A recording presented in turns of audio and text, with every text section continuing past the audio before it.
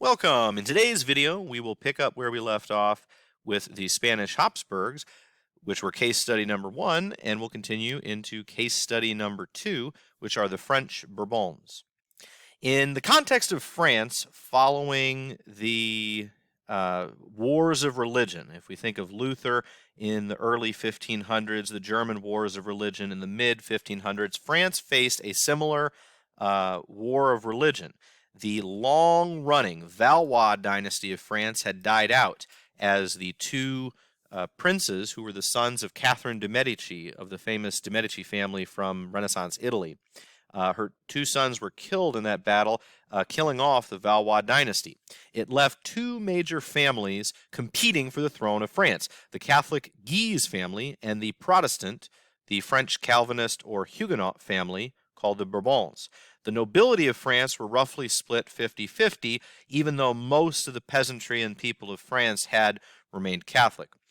A famous event in this period was the St. Bartholomew's Day Massacre in 1572, which happened when I believe it was even the wedding of Henry of Navarre, the leading candidate from the Bourbon family, where at a Protestant wedding, the Guises massacred many of the people who were in town for the ceremony, and it just led to increased bitterness and recriminations and back and forth bloody violence. You see here the massacre scene. You see here the map of France with the Catholic Guises, the Protestant Bourbons, and the fact that France was split, so divided during these wars of religion.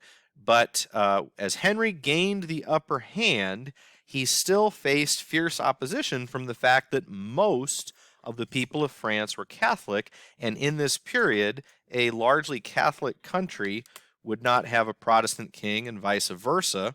And since he was new in coming to power, he could not force religion on his country as other kings had done.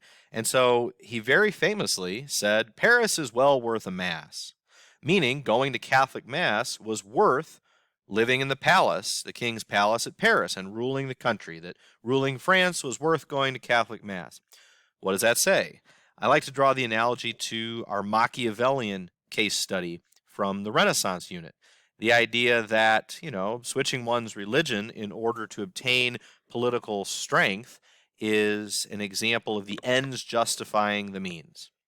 He furthermore, after becoming king in 1589, in 1598 issues the Edict of Nantes. Nantes is a city in France, and an edict is simply a public declaration or proclamation. His edict says that France will now tolerate Protestants. Similar to the Peace of Augsburg, it permitted certain noble towns and noble castles to be Huguenot or Protestant, even though the majority of the country would be Catholic. And this was relatively unique in the world because primarily you had a single religion in most countries, and that being that religion was a symbol of your obedience to the king. And so that was unique to France. King Henry consolidates power a little bit like King Philip did by building a bureaucracy. Nowadays we think of bureaucracy as a bad thing, but this is paperwork. This is running your country by laws rather than by men. The idea that instead of who you are and your previous traditions and connections being your access to power, instead you had certain rules, regulations, and laws and paperwork that determined that in general more people should be treated roughly the same. He consolidates and modernizes tax collection and improves and sponsors the construction of roads to tie France more and more together. Now, he is actually assassinated and killed, and his son, I believe, is Louis XIII, who rules. However, he's personally not a very engaged and active absolute monarch. However, he chooses as his chief advisor a man named Cardinal Richelieu. Cardinal Richelieu largely rules for him. We saw this with the Tokugawa in Japan, where the shogun, the Tokugawa shogun, would rule in the name of the emperor and would consolidate power in his hands. Well, similarly, Cardinal Richelieu consolidates power in the name of King Louis. And so, and not in, even though he himself was a cardinal or high-ranking bishop of the Catholic Church, he does not grow church power nor power of the nobles. He grows the power of the king whom he serves. And so it actually strengthens the monarchy. And as soon as Cardinal Richelieu died, he was immediately replaced by another high-ranking French bishop who was named Cardinal Mazarin. And largely under the leadership of two Catholic cardinals, they actually pushed France into the 30 Years' War, a war of religion between Catholics and Protestants, on the Protestant side. And they combine for that purpose, not to advance their religion, but to advance the interests of France and to keep their neighbor, Germany, the Holy Roman Empire, weak. And now we come to King Louis XIV, known as the Sun King, or the most famous absolute monarch of them all. This here is Louis XIV. Here is Cardinal Mazarin and Cardinal Richelieu. Louis XIV, dressed in all of his resplendent, notice the stockings and high heels and this sort of ermine comforter thing that he's wearing here. He becomes king technically at the age of 5, and in so doing, Cardinal Mazarin heavily rules the country for him because he is just a child. There's a incident early in his life called the Fronde Rebellion that happens while he's living at the old French palace called the Tuileries, which is in central Paris. And what happened is, we believe that Louis witnessed some of his attendants murdered in front of him, and somehow he himself survived. But from this, we believe that he sort of inherited a sort of fear of riot and rebellion, of people attacking him, and we will see how he builds a new, more luxurious palace out in the suburbs of Paris at Versailles. And then when Cardinal Mazarin dies, Louis takes over and rules on his own, and he rules absolutely as an absolute monarch with divine right.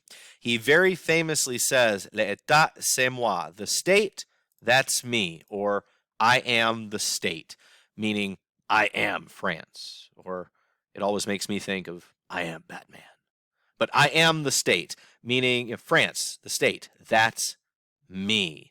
Meaning, you know, decisions of state, decisions of government, decisions that the country makes, it all comes down to me, says Louis. And again, the nobility sort of lose power as, just like his predecessors, he emphasizes the bureaucracy. He hires a minister named Jean-Baptiste Colbert, and Colbert is his chief finance minister, who helps him to stabilize tax collection and spending. And even though they are going into debt, they are bringing in the requisite income to support that. So they do that through a more modern taxation system. They do that through issuing royal bonds, the idea that people will loan him money. Another thing that kings began doing in this time is demanding loans from their subjects as demonstrations of loyalty.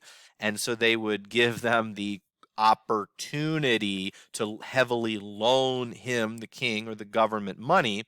However, refusal to do so would be seen maybe as an evidence of treason, and therefore you might get in trouble and then required to loan the government money to prove you're not treasonous. And so it was a very difficult position for one to be in. He also, more than using the local nobles to handle their own lands, he hired these middle-class intendants, or these, you know, in a way like governors or administrators, people that reported directly to him.